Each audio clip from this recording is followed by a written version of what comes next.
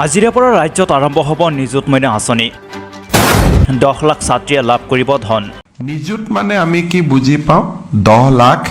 আৰু মইনা মানেও আমি বুজি পাওঁ যে আমাৰ কণ কণ শিশুসকল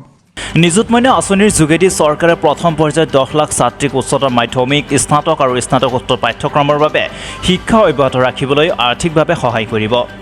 আঁচনিৰ প্ৰপত্ৰ পূৰণ কৰি সোনকালে জমা দিয়াৰ আহ্বান মুখ্যমন্ত্ৰীৰ উচ্চতৰ মাধ্যমিক স্নাতক আৰু স্নাতকোত্তৰ পৰ্যায়লৈ অধ্যয়নৰ বাবে এই ধন প্ৰদান কৰিব চৰকাৰে বৃহস্পতিবাৰৰ অৰ্থত আজিৰে পৰা ৰাজ্যত নিযুত মইনা আঁচনিৰ আৰম্ভ 10 লাখ কন্যা শিক্ষাৰ্থীয়ে পাব এই আঁচনিৰ সুবিধা লোকসেৱা ভৱনত 11 বজাত ভাৰ্চুৱেলি আঁচনিখনৰ শুভ উদ্বোধন কৰিলে মুখ্যমন্ত্ৰী ডক্টৰ হিমন্ত বিশ্ব শৰ্মাই নিযুত মানে আমি কি বুজি পাওঁ 10 লাখ আৰু মইনা মানেও আমি বুজি পাওঁ যে আমাৰ কণ কণ শিশুসকল অৰ্থাৎ 10 লাখ মইনা খামৰি এই আঁচনিখন আমি ৰূপায়ণ কৰিম আৰু যেতিয়া 10 লাখ হিতাধিকাৰী হৈ যাব তাৰ পিছতে আঁচনিখনে কিমান প্ৰাসংগিক হ'ল ই কেনেকুৱা ফল দেখুৱাব পাৰিলে তাৰ ওপৰত ভিত্তি কৰি সেই সময়ত চৰকাৰে সিদ্ধান্ত ল'ব পাৰিব যে আঁচনিখন পৰৱৰ্তী দিনলৈ চলাই ৰাখিব লাগে বা ইয়াক পৰিৱৰ্তন কৰিব লাগে বা ইয়াক এটা নতুন স্বৰূপ দিব লাগে 10 লাখ হিতাধিকাৰী পাবলৈ প্ৰায় 4 বছৰ ইয়াক সময় লাগিব অৰ্থাৎ 4 বছৰ যিদিনাখন হ'ব সেই দিনাখনহে ই 10 লাখ হিতাধিকাৰীক স্পৰ্শ কৰিব অৰ্থাৎ আমি অহা 4টা বছৰ এই আঁচনিখন এই ধৰণে আমি চলাই ৰাখিব পাৰিম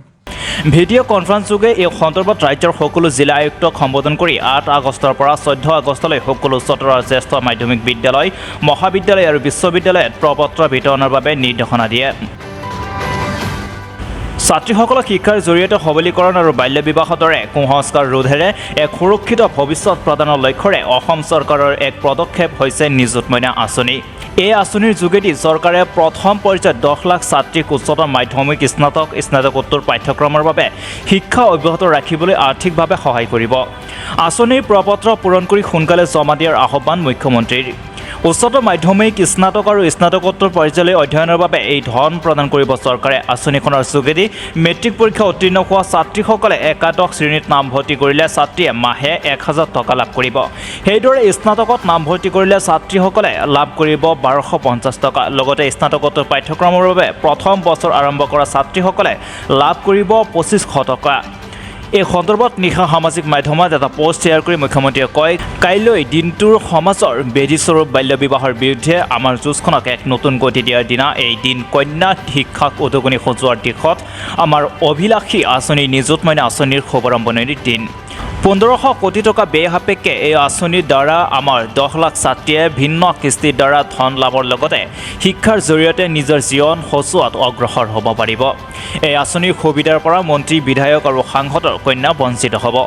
ইয়াৰ উপৰি যিসকলে ব্যক্তিগত খণ্ডৰ মহাবিদ্যালয় বিশ্ববিদ্যালয়ত অধ্যয়ন কৰে সেই ছাত্ৰীসকলেও ইয়াৰ সুবিধা লাভ নকৰে লগতে মুখ্যমন্ত্ৰীগৰাকীয়ে কয় যে বিবাহিত ছাত্ৰী বা পঢ়াৰ মাজতে বিয়া হোৱা ছাত্ৰীসকলে ইয়াৰ সুবিধা লাভ নকৰে প্ৰতি বছৰে ইয়াৰ পৰীক্ষা কৰা হ'ব কেৱল ইমানেই নহয় যিসকল ছাত্ৰী শিক্ষা অনুষ্ঠানত উপস্থিতিৰ সংখ্যা কম বা মহাবিদ্যালয় কৰ্তৃপক্ষৰ কিবা অভিযোগ থাকে ৰেগিং আদিৰ লগত জড়িত থাকে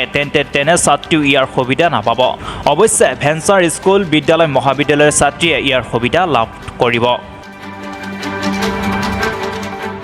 news desk report the cross times